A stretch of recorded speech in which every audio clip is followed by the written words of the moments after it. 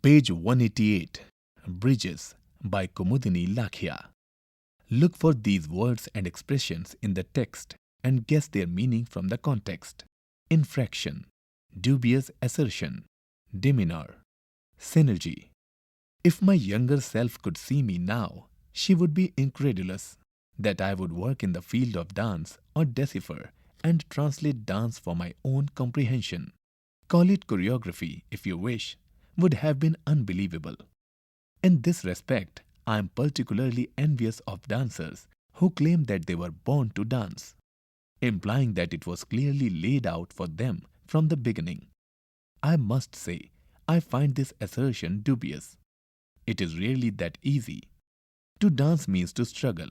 I believe it is the same in any discipline because discipline itself is a struggle. I believe I was not simply born to dance. I was born to live. And now, as the patchwork of my life comes into clearer focus, I can see clear bridges between my life experiences and my work in dance. In all truth, as a child, I never did want to dance. It was forced upon me by a doting mother and a silent father. My father probably kept his peace to avoid argument.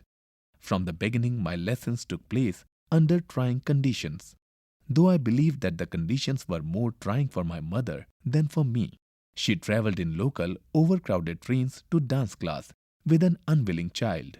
Tired from a whole day at school, she waited a whole hour in the not-so-clean anteroom of my guru's house and then endured the same journey back. This was in Bombay, and my first dance lessons were with Guru Sundar Prasad, who lived in Chowpatty while we live in Khar. Page 189. We took the train, then a bus, and then walked, and the whole trip took roughly 45 minutes each way. Interestingly, it was the film industry that spurred my mother to enroll me in dance classes. When I was 7, we went to see a movie starring Mumtaz Ali, father of the comedian Mahmood. Ali did a dance number in the film with which I became fascinated. When we arrived home, I began prancing around the house, imitating the film actor, and my mother, who was quietly watching, was the one who said, "Kumudini, you are born to dance." Ironically, I have no recollection of this story. It was my mother who saw this innate ability in me. Her belief was so strong that she went through the grueling exercise of taking me to dance class 4 days a week without complaint. However, my childhood education was composed of much more than just dance and academics. I did not live in a vacuum. I was surrounded by life and learnt many of my lessons there, lessons that I still carry with me. I grew up during a volatile era, a time of war, India's independence movement compounded by World War II, in which India played a role in military operations. My father, being an engineer, was called upon to build the cantonment areas, first in Delhi, then in Naini and Allahabad. In Delhi, we were allotted a sprawling house on Harding Avenue, now Tilak Marg, with Liaquat Ali, later Prime Minister of Pakistan, as our neighbor. Once his gardener caught me and my brother, Suresh, picking guavas from his tree. He grabbed us by the ear and presented us before the master for punishment. Liaquat Ali not only let us keep the guavas, but extended an open invitation to pick the fruits whenever we wished.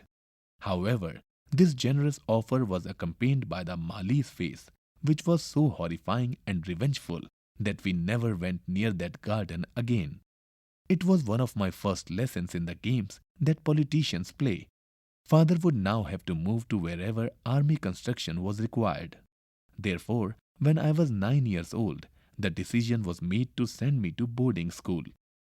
After a lot of arguments, advice, consideration and research on the part of my parents, I was packed off to Queen Mary's College or school in Lahore, at that time in India. Page 190.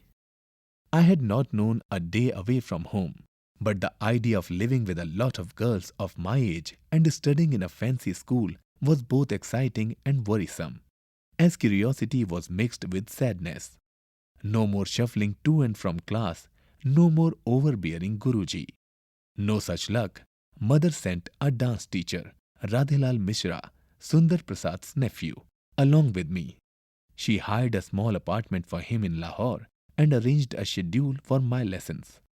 Despite her belief that I was born to dance, I didn't enjoy dance classes. Quite frankly, they were no fun. I felt as if nothing progressed, that I was just doing what my guru ordered. I was always a curious child and I wanted to know and understand what I was doing. Why was I gyrating in this way? But my teacher could not or would not explain it to me. I was envious of other girls who were playing tennis and basketball while I was doing this thing called Kathak. My mother convinced the principal, a Britisher, that to dance was a form of prayer and that she could not curb religious freedom. Having spent several years in a school where most of our teachers were British, I have come to like their form of discipline. Discipline in one's daily routine does bring discipline in thinking. You begin to place your thoughts in neat little piles, the way you do your uniforms and shoes. It was 3 weeks before the final school examinations, matriculation at that time, when my life changed dramatically. I was called to the principal's office. What had I done? The only reason one was called to Miss Cox's office was because of some infraction. While she was a kind and diplomatic person, she was also strict and firm, and later, when I myself became a teacher, I was influenced by her demeanor. As I approached the office, I wondered, did I forget to put away the tennis rackets after morning play? Did I forget to lock the door of the dormitory? May I come in, madam? I asked quietly. Yes, do come in, child. She answered with a voice full of such kindness that it made me suspicious. You have to go home. But why? I have to study for my exams. Page 191. Your father called to say that your mother is sick and he would like you to visit her. During the walk back from Miss Cox's office to my classroom, I was overwhelmed with feelings of confusion, a state of mind I have never completely got over. Even today, when I want to create a new piece, the first theme that comes to my mind vibrates with confusion. Mother was already dead when I arrived. 36 hours and 3 train rides later, when I saw her, motionless and colorless, I finally understood why I had been summoned home. I was 14 years old. The air was still and nobody looked at me. I did not know where to turn or what to do with my hands, which hung loose from my body. Then suddenly they clutched my stomach. Hunger pangs? I hadn't eaten for 3 days and there was an emptiness I wanted to fill. I was afraid of appearing greedy, so I underplayed my emotions, though all kinds of yearning gnawed my insides. Even today I mistake the different kinds of hunger inside me, and this is something that shows up in my work. The dangling arms find expression in my choreography. In Duvidha or Conflict, I examined the plight of a middle-class woman who is chained to the traditions of Indian life. She is restricted to domestic circles, is forbidden from wearing sleeveless blouses, must wear her hair in a bun, and must cater to her husband. Yet, from a small window, she sees the newspaper men waving images of a woman with a bold streak of white in her short hair, who wears sleeveless blouses, is surrounded by men who listen to her intently, is widowed but wears colorful saris. Moreover, she commands a country with millions of people. Yet while the woman looking out of the window is intrigued by this image, she experiences conflicting emotions. The character in Duvidha is torn between two lives. She feels an emptiness within her, but is not sure what she is hungry for, what kind of life she wants. This is something I have felt often. Yet now that I have so much behind me, I am more certain of where to place my hands. My exams yielded surprisingly good results. So now what? Where do I go from here? This question has cropped up throughout my life. Page 192. And many years later took shape in my composition, Ata Hakim. It's funny how we store our experiences in our brains as if we are pre-recorded cassettes. The right cassette seems to fall into place when you least expect it to. Upon finishing school, I was at crossroads and the path ahead was not clear to me. I had lots of ideas about what I wanted to do with my life, and dance was not always a priority. I was always driven, and that partly stems from the fact that I had a relatively subdued childhood. I was enveloped by a great mist of protection, and I wanted to emerge from that mist and discover myself. In particular, I wanted to feel powerful, to control a large group of people. In Atahakim, I address this desire for power, and yet, once you possess it, what do you do with it? Once you reach your goal, where do you go from there? It's a question without an answer, but I believe the question must be asked. At the age of 15, I had many options. It would have been easy enough to join college for a bachelor's or master's degree in psychology or English literature. But everyone does that. You have to do something that is offbeat, different from the done thing. My father said to me. So it was that I decided to attend an agriculture college in Naini, Allahabad. There were 29 boys and I in a class of 30. Having spent my school years in a girls' school, I knew little about the behavior of boys. My brother was 7 years younger, so his friends were no help. However, at the agriculture college, I got a taste of relations between boys and girls. We had to travel for miles in the fields on bicycles.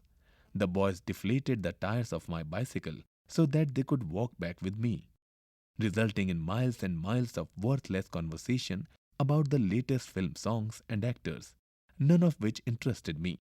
Also, I was fascinated by the professors, mostly American, who wore shorts because we worked in fields with clay, crops, manure, and insecticides. One day, I also turned up in shorts and had 58 eyes peering at my legs. My grandmother had always said that girls must never push their chests out or uncover their legs. I now realized what she meant, but couldn't accept it as valid. Page 193. What about the short blouses you wear, with your midriff showing? I asked her. Don't argue, was her reply. When will we understand the dignity of the female body? A dancer has to move with dignity, a quality much desired amongst dancers, but sadly missing in most, especially women, as they are taught to underplay their bodies most of their lives. My grandmother, of course, was not completely to blame for this attitude. It is a problem that goes deep into the texture of our society. We must embrace our senses and use them to the fullest, rather than try to inhibit them. Another argument I often had with my grandmother was about religion and visiting temples. Go to the temple before your exams. God will give you strength to do well, she would say. I took issue with the idea that an outside force must be bargained with in order to obtain desirable results. Doesn't this strength come from within? I had a hard time believing that it was God alone who endowed me with this ability. Visiting temples activates your senses, though we often take this for granted. You see the grandeur of the architecture and can feel the curve of the stones. The scent of incense, flowers and sandalwood mingle together. You hear the ringing of the bells and taste the panchamrit. With your palms and the soles of your feet, you touch the different surfaces. What an experience! Why do I have to bargain with God as if He is some kind of agent for a trading company? Yet these arguments with my grandmother were useful in that they made me differentiate between sensitivity and sentimentality. Later, I created a piece called Panch Paras, the Five Senses, to explore this realm. After graduating with a degree in agriculture at the age of 18, I was left with few job prospects and was again at a crossroads. Luckily, good fortune came to me without much beckoning. It happened in Bombay. I had gone to the train station to see of Suresh, who was studying at Sherwood College in Nainital. While I was waving to the train that had now disappeared, there was a tap on my shoulder. I turned around, and the woman who stood there changed the course of my life. Page 194. All those tedious hours of dance lessons fused into a new synergy. She was Komlata Dutt, a friend of my father's, and more importantly, the person who introduced Uday Shankar to the dance legend Anna Pavlova in Paris. And here she was, telling me to join the Ram Gopal Dance Company based in London. It took some learning to adjust to working with a group of professional dancers and musicians, on the move all the time. And the opportunity exposed me to a very different aspect of dance education. There was a lot of dance to be learnt as well. Kummi of Kerala, Ghumar of Rajasthan, Dandiya of Gujarat. All were part of the troupe's repertoire. What I enjoyed most was learning the classical Bharatnatyam from Ram Gopal himself, who was a strict disciplinarian and had a fetish for perfection of line. However, in the end he would say, "You have perfected the technique, now throw it overboard and dance." This is a lesson I have tried to teach my own students. Before you begin experimenting, you need to perfect the technique with which you experiment. Touring with Ram Gopal not only taught me more about dance, I discovered new things about my own personality. Encountering people from different countries gives you a chance to look at yourself in a new light. More often than not, I found that my weaknesses were brought glaringly into focus. I came to realize the importance of context, how things change when you change their placement. One of the most striking moments of that tour was my time in post-war Germany. It was an unbelievably sad place.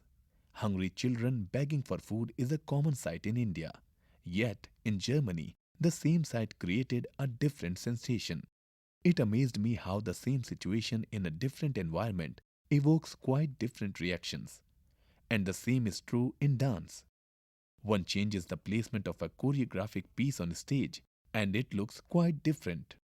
I myself was a changed person when placed in different surroundings. Still, a long tour of many countries in Europe and America is exhausting. I was constantly traveling between India and various parts of the globe. In all, I was abroad for 3 years, and by the end, I needed to go home. Page 195. But where was home? And how does one make a home for oneself? Buy a house, get married, have children, make friends? I had only the last item on the agenda. While in school in Lahore, I had made a lot of friends, but they now lived in a different country, Pakistan. I had to obtain a visa to visit my closest friend over a weekend. I would like to say I am apolitical, but I have discovered that politics makes its presence felt even when uninvited. On my return, the last of many returns, what ultimately awaited me were marriage, children, and a flat in Bombay. Finally, I had a home, but it came with strings attached. I now had to manage this new home. In a society like ours, where a woman wanting to work outside the home must do so in addition to her domestic responsibilities, it is easy to feel overwhelmed. Still, I didn't do too badly thanks to my supportive husband, Rajnikant. In spite of his own background in a family where men are treated as a special breed, he was a good man, with the extraordinary quality of believing everything. The word suspicion was absent from his vocabulary. This made him popular but unsuccessful, both as a professional and a parent, but a very accommodating husband. My biggest benefit from my association with him was the love of music he instilled in me. If he had chosen music as a profession, he would have done better in life. But his bar at law from Lincoln's Inn in London pushed him into the wrong line of work. I must say, I am blessed with a wonderful family. Two normal and healthy children, my son Shriraj and daughter Maitri, now married with their own children. Looking back, I keep wondering what my contribution was as a mother. But it must have been satisfactory to attain these results. And yet, both are completely different in their attitudes and philosophies. One has an extended sense of ambition, and the other allow things to transpire as they are destined to. The only point on which they agree is that they disagree with my profession. It is interesting to have this kind of variety in a family. Living with a group of different personalities beneath one roof is like performing with other artists on stage. The equation, the space factor, vibrations, and relationships must be taken into serious consideration. Page 196. You are no longer performing solo. You belong to a larger image and must develop a new set of performing skills. About the author, Kumudini Lakhia, born 1930, is a renowned Kathak dancer and choreographer who was taught and influenced by the famous Ram Gopal. She has performed in over 40 countries but chose to give up her career as a solo performer to start the Kadam Dance Center in Ahmedabad, where she trains students in the art of classical Kathak dance. Her other achievements include choreographing for two very successful Hindi films, Umrao Jaan and Sur Sangam. Her awards include the All India Sangeet Natya Kala Award 1977, Sangeet Natak Academy National Award 1982, Kala Ratna Award, Sangeet Kala Sangam 1982, and the Padma Shri in 1987. On the occasion of 50 years of independence, the city of Ahmedabad awarded her with the Nagar Bhushan. Understanding the text. 1. How did the author feel about her mother's passion to make her a dancer? 2. What were the lessons of life learned in her younger days that Kumudini carried into her adult life? 3. How did Kumudini react to her mother's death? 4. What were the concepts that Kumudini Lakhia represent through Duvidha, Atahkim, and Panchparas? 5. How does Kumudini Lakhia describe her Guru Ram Gopal's influence on her? Talking about the text. Discuss the following in pairs or in small groups. 1. Exceptionally talented people are born so.